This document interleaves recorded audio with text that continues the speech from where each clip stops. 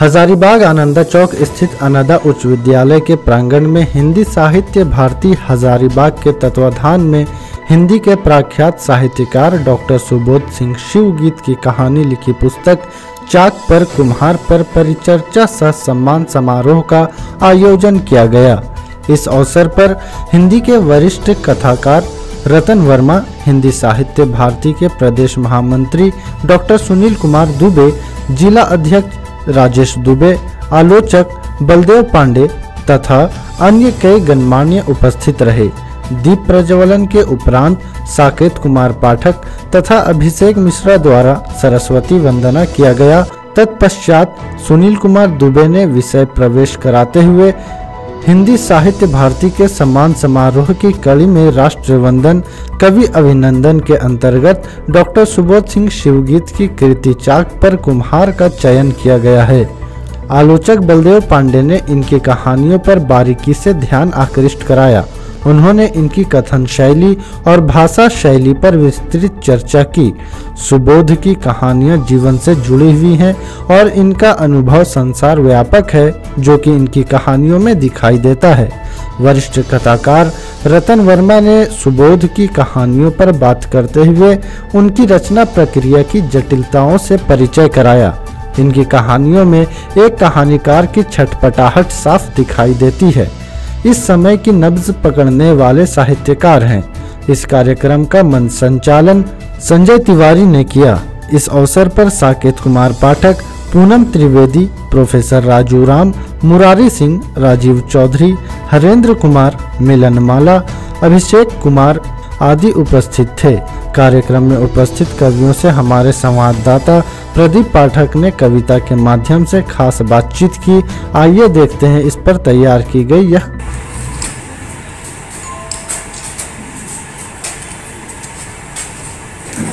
भारती, जी हाँ, आज Ananda school college ये है दोनों, उसी के प्रांगण में एक राष्ट्र वंदना कवि अभिनंदन, जी हाँ, एक कार्यक्रम रखी गई है और कवि हृदय के बहुत सारे लोग यहाँ उपस्थित हैं और हम इन लोगों से कुछ जानना चाहेंगे। एक कार्यक्रम रखी गई है जिसमें एक हजारीबाग के मिट्टी से रचना, जिनको आप पहचानते हैं, जानते हैं, उनका परिचय मैं कराऊंगा और चलते हैं उनके पास। बहुत सारे कवि यहाँ हैं, उनसे कविता भी कुछ आपको सुनावेंगे। आज आवाज़ यदि हर्षित टीवी आपको लेकर के आएगी ऐसे मंच पर जहाँ कवि लोग उपस्थित हैं और हजारीबाग के मिट्टी से एक गंध आती है, जी हाँ, और उस गंध को लोग कहते हैं सुबोध सिंह। आपका आवाज़ देगी हर्षित टीवी पर स्वागत है। थोड़ा सा कष्ट देंगे कि आप थोड़ा खराब हो जाए। और आज चाक पर कुम्हार एक किताब की रचना की है आप, मैं अपने दर्शकों को दिखाना चाहेंगे कि चाक पर कुम्हार, जी हाँ, और इस किताब की रचना हमारे सुबोध भैया के द्वारा किया गया है। तो हम जानना चाहेंगे इस किताब को लिखने में प्रेरणा क्या थी? लिखने की क्या प्रेरणा हो सकती है? कहानी तो जीवन का एक अंग है। जब बच्चे हैं तब से हम लोग कहानी सुनते हैं, सुनाते हैं। नहीं, तो ये कहानी सुनने सुनाने की परंपरा, ये कहना और कहना ही कहानी है। तो ये कहने सुनने की परंपरा तो भारत के एकदम लड़कपन से नानी दादी से सुनते हैं। और जो कहानी सुनेगा वो कहानी सुनाने का भी अभ्यास ही करता है। ये अलग बात है कि उसको साहित्यिक स्वरूप देना। मैं बचपन से ही कविता के प्रति जुड़ा रहा और फिर धीरे धीरे देखा कि कहानियों के बहुत सारे पात्र हमारे आसपास हैं जिनके जीवन को अगर नहीं लिखा जाए तो कहीं न कहीं कचोट की स्थिति आती है। रचनाकार के सामने बहुत सारे शोषण हो रहे हैं, कई अब संस्कृति के शिकार हो रहे हैं, बुजुर्गों का मान अपमान हो रहा है। अब एक साहित्यकार होने के साथ वो लाठी भी उठा नहीं सकता, किसी के बदले केस मुकदमा तो कर नहीं सकता। तो देखिएगा कि समाज में बहुत सारे ऐसी घटनाएं हैं जिनके बारे में आदमी देखता है, सुनता है, मगर वो तो हीरो होता नहीं, लड़ नहीं सकता। तो साहित्यकार जो होता है वो उसको लिखने की रास्ता में निकल आता है। एक कुशल वैद्य जैसे किसी भी व्यक्ति के अंदर की बीमारी को देखता है तो बीमारी के साथ निदान भी देखता है। तो साहित्य भी चित्रकारिता नहीं, फोटोग्राफी नहीं है कि जो हम देख रहे हैं डाक धब्बों को सीधा सीधी लिख दें, तो वो साहित्य नहीं, चित्रकारी नहीं। साहित्य में कहीं न कहीं वो जो समाज में हो रहा है और एक उदात्त तत्व जो होना चाहिए, तो जो होना चाहिए वो कहीं न कहीं रचनाकार के मन मस्तिष्क में होता है, और जो समाज में हो रहा है इन दोनों को वो झेलते हुए लिखता है। हमारे बीच वरिष्ठ साहित्यकार के रूप में देखिए कई लोग बैठे हैं, बलदेव जी बैठे हैं, भाई रतन वर्मा जी बैठे हैं, इनसे प्रेरणा ग्रहण करके हालांकि बाद में बहुत सारे लोग लिखते रहे, और अपने यहाँ राजेश दुबे जी बैठे हैं, सुनील जी बैठे हैं, सारे लोग कहीं न कहीं से किसी न किसी रचना कर्म में लगे हैं। और साहित्यकार समाज के लिए जीता है, साहित्यस्य भाव साहित्य, जो समाज को जोड़ने की दिशा में संकल्प होता है। तो कहीं न कहीं से हमारे अंदर भी इन कहानियों के माध्यम से समाज को कुछ प्रेरित करना, समाज को कुछ बताना, और अगर नहीं भी बता सके तो अपने अंदर की बेचैनी को कम करने का एक साधन है कहानी। इसको दुनिया कहानी कह ले, मगर सच्चाई है कि एक जो आज के समाज और परिस्थितियाँ उसके बीच जो अकुलाहट है, उस अकुलाहट को अभिव्यक्ति देने का सशक्त माध्यम कहानी है, जिसे मैं अपने बीच बैठे हुए बड़े भाइयों से प्रेरित होकर आगे बढ़ता चला जा रहा हूँ। उसी में एक छोटी सी रचनाओं का संग्रह आपके सामने है। काम तो होना भी बाकी है, रचना शुरू होती है, कहाँ जाकर इसका लक्ष्य मिलेगा कोई बता नहीं सकता। इस तरह हम भी कहेंगे कि हम तो अभी रचना शुरू किए हैं, देखिए इन रचनाओं के दरमियान कहीं कोई मोती भी समाज को मिल जाए तो हम समझेंगे कि धन्य। चाक पर कुम्हार की रचना और आपकी लेखनी हजारीबाग के धरती से दूर तक गई है, और हमारे आवाज़ देने हंसी टीवी के दर्शक देखना चाहते हैं और सुनना चाहते हैं एक कविता आपसे, जो लगे कि एक कवि हृदय व्यक्ति के पास हम खड़े हैं। कविता क्या है, जीवन में तो बहुत सारे अनंत रचनाएं जो हैं आप कवि के द्वारा ही कटाक्ष से समाज की सुधार किया जाता है। किसी आधार पर मैं एक कहानी, एक कविता छोटी सुने तो, गुरु और खिचड़ी जी। अंग्रेजों ने देखा था इस देश की शिक्षा का कमाल, ये शीर्षक है गुरु और खिचड़ी, कि अंग्रेजों ने देखा था इस देश की शिक्षा का कमाल और माना था राजेंद्र भगत पटेल अपने देश के बच्चों को बनाना आसान नहीं है। सो जाते जाते उन्होंने भारत को इंडिया बनाने का खेल खेला है।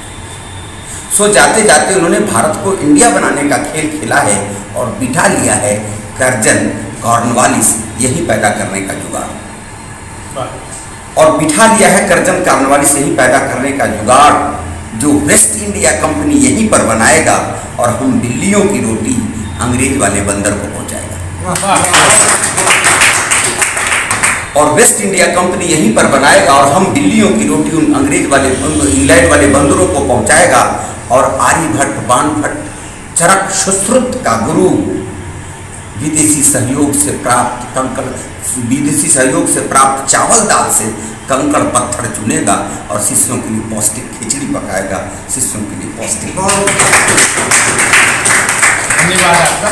और मैं बताना चाहता हूँ कि यहाँ बहुत सारे कवि हृदय व्यक्ति बैठे हुए हैं। आइए कुछ ऐसे पात्र जो कुछ कविताएं आपको सुनाएंगे और आपसे थोड़ा सा कहेंगे आप खड़ा हो जाए पहले, और एक कविता आपसे भी सुनना चाहेंगे। आपके तो बहुत फेसबुक और ऐसी पर मैं देखते रहता हूँ और बहुत अच्छा आता है। हजारीबाग क्या पूरे झारखंड आपको जानता और पहचानता है, तो कवि हृदय होने के चलते एक छोटी सी कविता आपसे। मंचस्थ सभी विद्वत जनों का मैं वंदन करती हूँ, अभिनंदन करती हूँ, और साथ ही सभी कला प्रेमियों को मैं नमस्कार करती हूँ, प्रणाम करती हूँ। मेरी खुद की कविता नहीं है, लेकिन मैं सुनाना चाहूँगी। ये सुबोध भैया की ही किताब से है, चाक पर कुम्हार, उनके लिए लिखी गई है भरत हजारीबाग के द्वारा। तो मैं उस कविता को आपको सुनाना चाहूँगी, साथ ही दर्शकों को भी सुनाना चाहूँगी। माटी में है एक जादुई सम्मोहन, बार बार बंधा हुआ जाता हूँ खाली हाथ, बहुत अधिक पाता हूँ। हजारीबाग की नाक, कदमा है मेरा गांव, यही मेरा ठाव। इसी की धूल मिट्टी में से नहाया, इसी की धूल मिट्टी से नहाया, बाहर जाकर कितना कुछ गंवाया। अपनी माटी कहाँ होती है, वह तो माँ होती है। आप अपना परिचय दें। मैं पूनम त्रिवेदी श्लाघा और संत रॉबर्ट बालिका में शिक्षिका हूँ। धन्यवाद आपका। आइए एक और कवि हैं, उनसे हम आपका परिचय करावें, लेकिन कविता पहले सुनते हैं और फिर इनका परिचय देते हैं। एक मेरे दर्शकों के लिए आवाज़ देते हैं, एक कविता सुनाएं आप। धन्यवाद सर। मैं एक कविता जो है, अभी सर ने कविता सुनाई खिचड़ी पर, तो मैं भूख पर एक कविता सुनाना चाहता हूँ आप लोगों को, क्योंकि भूख जो है वो हर समय सबसे ज्वलंत मुद्दा रहा है। मेरी कविता का शीर्षक है भूख। भूख क्या है? एक विकराल प्रश्न, एक अनसुलझा रहस्य, एक भीषण षड्यंत्र या नियति प्रचंड। कोई कुछ नहीं बोलता, कोई कुछ नहीं बोलता, प्रश्न भारी है, बहस जारी है। विद्वानों की मंडली सिर फोड़ रही है, भूख किसी गरीब की झोपड़ी में मज़े से सो रही है। विद्वानों की मंडली सिर फोड़ रही है, भूख किसी गरीब की झोपड़ी में मज़े से सो रही है। हल ढूंढे जा रहे हैं किताबों में, भूख किसी गरीब के बूझे चूल्हे में, उसके खाली कनस्तर में कुंडली मारकर बैठी है किसी सांप की तरह। रह रह कर मारती है फुंकार, टूटे हुए बर्तन किसी कोने में पड़े हैं उदास। उस पर जमी धूल पर भूख से व्याकुल बच्चे मन बहलाव के लिए अंगुलियों से रोटी का चित्र उकेर रहे हैं बार बार बार बार। अपना परिचय आपसे। मेरा नाम हरेंद्र कुमार, मैं उत्क्रमित मध्य विद्यालय पद्मा का शिक्षक हूँ। दर्शकों को बताना चाहते हैं कि बहुत सारे कवि यहाँ उपस्थित हैं और हम कुछ कविता इसलिए लेकर के आ रहे हैं कि आप भी मनोरंजन करें। इसी में एक कवि और हमारे बीच आइए, मुराद शर्मा हैं जी। आप बताना चाहेंगे कौन सा कविता आप सुनाना चाहेंगे? मैंने हाल में एक राम पर गीत लिखा है, उसकी कुछ पंक्तियाँ बनाना चाहता हूँ। जरूर जरूर। सत्यशील धर्म कर्म, सत्यशील धर्म कर्म शौर्य के जो धाम हैं। सत्यशील धर्म कर्म शौर्य के जो धाम हैं, उन राम राम राम राम राम को प्रणाम है। उन राम राम राम राम राम को प्रणाम है। बहुत को संबंध। भावना पयोधि कामना जहाँ निषिद्ध है, भावना पयोधि कामना जहाँ निषिद्ध है। रीत प्रीत त्याग वीरता में जो प्रसिद्ध है। भावना पयोधि कामना जहाँ निषिद्ध है, रीत प्रीत त्याग वीरता में जो प्रसिद्ध है। मानवों में श्रेष्ठ, मानवों में श्रेष्ठ जिनके भक्त हनुमान हैं, उन राम राम राम राम राम को प्रणाम है। उन राम राम राम राम राम को प्रणाम है। अंतिम चार पंक्तियां हैं। वंश रीत है यही वचन न तोड़ी जाएगी, रघुकुल रीत सदा चली आई, प्राण जाए पर वचन न जाए। वंश रीत है यही वचन न तोड़ी जाएगी, प्राण छोड़ जाए पर कसम न छोड़ी जाएगी। वंश रीत है यही वचन न तोड़ी जाएगी, प्राण छोड़ जाए पर कसम न छोड़ी जाएगी। प्रण पे प्राण त्यागने में, प्रण पे प्राण त्यागने में जिनके कुल का नाम है, उन राम राम राम राम राम को प्रणाम है। बहुत अच्छा। अपना परिचय थोड़ा बताते हैं आप। मेरा नाम पुष्कर कुमार पुष्प है और मेरे परिचय में कवि नहीं प्रयोग होना चाहिए। मैं बस अभी कविताओं की साधना कर रहा हूँ, शब्दों की साधना कर रहा हूँ, अपने अग्रज के सानिध्य में, इन लोगों के सानिध्य में सीख रहा हूँ। बहुत बहुत धन्यवाद। तो आइए एक और कवि हैं, उनसे मिलाते हैं और सर आपसे कविता दर्शकों के लिए। लो लो इन चिथड़े हुए हाथों पर बासी रोटी और अचार रख दो। लो इन चिथड़े हुए हाथों पर बासी रोटी और अचार रख दो। घर के जूठे बर्तन गंदे कपड़ों का पहाड़ रख दो, लौटा लो ये फटे हुए कपड़े जो दिए हैं तुमने हम पे एहसान करके। बस हमारी हथेली पर हमारे बचपन का प्यार रख दो, हमारे बचपन का प्यार रख दो। अपना परिचय भी दे दें। बहुत अच्छा। मैं बलदेव पांडे, नाटक और रंगमंच से मेरा संबंध है। यह पंक्तियाँ मेरे नाटक चीख की लकीरें से हैं। धन्यवाद। आज हर्षित टीवी ने आपके लिए विशेष तैयारी की है और ये कार्यक्रम हम लेकर के होस्ट कर रहे हैं। आपको बताएं कि बहुत सारे कवि का आपको मैं सुना रहा हूँ, एक कवित्री हैं, इनसे भी एक कविता आपको सुनाना चाहेंगे। आइए एक कविता हमारे दर्शकों को आप सुनाएं। ये कवि के पर थोड़ा बयान करने की कोशिश की हूँ। कवि की रचना। एक कवि ने लिखी कविता बहु यतन के बाद, एक कवि ने लिखी कविता बहु यतन के बाद, पाठ कर वह अपनी रचना हो गया गदगद। बहुत सराहाया अपनी रचना को, बहुत वह इतराया, वाह क्या लिखा हूँ मैं, यह सोच के मंद मंद मुस्काया। कवि की मुस्कुराहट देख कविता भी इतराई, वह बोली कवि से क्यों इतना इतराते हो, मेरे बिना क्या तेरी परिचय, ना ही जग में जाने जाते हो। यह सुनकर कवि हंस पड़ा, बोला मैंने ही तो रचा तुम्हें, क्या तुम मुझको सुनाती, मैं ना रचता अगर तुम्हें, तुम कैसे जग में आती। तुम कैसे मैं ना जग में आती अगर, तुम कैसे मुस्कुराते, मैंने ही तो दिया परिचय, तब तुम आज कवि कहलाते।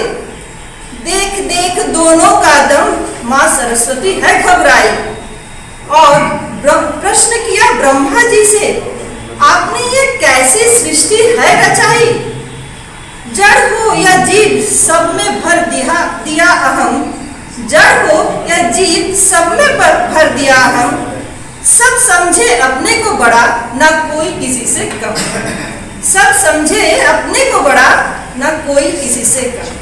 सुनकर शारदे की यह बातें ब्रह्मा जी की मौन खुला, सावधान हो जाओ देवी, मनुष्य तो है ही अद्भुत रचना मेरी, उसमें भी मैंने कवि नाम की भयंकर रचना कर डाली, उसमें भी मैंने कवि नाम की भयंकर रचना कर डाली। ब्रह्मा मैं सृष्टि का रचयिता, इस कवि ने तो मेरी रचना की दृष्टिकोण ही बदल डाली, मैं तो जीव को ही प्राण दिया था, पर इस कवि ने अपनी रचना से जड़ को भी जीवंत कर डाली, पर इस कवि ने अपनी रचना से जड़ को भी जीवंत कर डाली। मैं नीलममाला भगत, आरके विद्या मंदिर का प्रिंसिपल हूँ। धन्यवाद। बहुत सारे सम्मानित कवि गण थे और हजारीबाग नहीं पूरे झारखंड, पूरे बिहार, पूरे भारत में इनकी रचना बोलती है और कहती हैं इनके कविता, इनकी लेखनी, और हम मिलाना चाहते हैं रतन वर्मा जी से। आप दो शब्द इस कार्यक्रम के बारे में एक कविता अगर हो सके तो हमारे दर्शकों को सुनाएं। गजल के 2-3 शेर सुनाता हूँ। कभी कभी कहता है मन, कह दूँ मैं भी गजल कोई, कभी कभी कहता है मन, कह दूँ मैं भी गजल कोई, सावन की शीतल फुहार या वर्ष बासंती सी गजल कोई। अमराई में कोयल कूके, अमराई में कोयल कूके, विरह वेदना में कभी बबिहार। कवि हैं जिनका परिचय मैं बाद में करूंगा, लेकिन सबसे पहले दर्शकों के लिए कविता। धन्यवाद। एक छोटी सी कविता है, शीर्षक है मुंह का पर्दा। कोरोना काल में हम लोग जो मास्क लगा रहे हैं उसी पर मैंने यह रचना लिखी है, मुंह का पर्दा। शहर के सभी पशु पक्षी हो रहे थे हैरान, शहर के सभी पशु पक्षी हो रहे थे हैरान, मास्क लगाकर आज क्यों घूम रहा इंसान, समझ नहीं पा रहा था कोई भी यह राज, इंसानों को आखिर हुआ भला क्या आज। पान गुटखा खा जो इधर उधर थूकते हैं, पान गुटखा खा जो इधर उधर थूकते हैं, अचानक से वे मुंह छिपाकर क्यों घूमते हैं। सभी जानवर सोच रहे थे तरह तरह की बात, अनुमान भी लगा रहे थे सभी साथ ही साथ। मुंह पर यदि पर्दा लगा ले सभी लोग ऐसे, मुंह पर यदि पर्दा लगा ले सभी लोग ऐसे, तो फिर हम लोगों को पकाकर खाएंगे कैसे? जीव हत्या करना फिर तो इंसान भूल जाएंगे, जीव हत्या करना फिर तो इंसान भूल जाएंगे, और पर्दा यदि हटा तो फिर से मुंह खुल जाएंगे। हो सकता है प्रदूषण से बचने हेतु लगा रहे होंगे पर्दा, हो सकता है प्रदूषण से बचने हेतु लगा रहे पर्दा, नहीं जाएगा कभी अंतर धूल मिट्टी और गर्दा। तब छन कर आएगा बाहर से मीठे सच्चे बोल, तब छन कर आएगा बाहर से मीठे सच्चे बोल। इंसान के कर्मों ने दिलाया उनको यह पर्दा अनमोल, दिलाया उनको यह पर्दा अनमोल। कवि हृदय जहाँ पहुँच जाते हैं तो अपनी अपनी कविताओं से चार चांद लगा देते हैं। कहते हैं कि बस्ती के सारे लोग आतिश परस्त थे, बस्ती के सारे लोग आतिश परस्त थे, घर जल रहा था मेरा, समंदर करीब था। जी हाँ, यही हाल कवि के दिल में होता है। आइए एक और कवि व्यक्ति से बात कराते हैं। बोलिए कविता जी, मेरी कविता का मूल है जीवन का सत्य। जीवन का है कटु सत्य, न प्रीत करो हद से ज्यादा, ले डूबे की वह जीवन नौका हो, बिठलाओ न हद से ज्यादा। जिसे समझते हो जीवन वह तो है विष का प्याला, अपना समझ लगाते हैं गले, पर वो तो नहीं कभी पिघले। हृदय में कटुता मुख में मिठास की, मिश्री घोल वे बोले, जीवन का है कटु सत्य, न प्रीत करो हद से ज्यादा। जी, मेरा नाम साकेत कुमार पाठक, मैं अनंदा उच्च विद्यालय का प्राध्यापक। आवाज डेली हर्षित टीवी से, आनंदा हाई स्कूल से यह कार्यक्रम पेश कर रहा हूँ। और बता दूँ कि हमारे साथ आज कैमरा में हजारीबाग के जाने माने बहुत अच्छे फोटोग्राफर और साथ में वो पेशे से टीचर हैं राजीव झा थे, जिनका सहयोग मुझे मिला।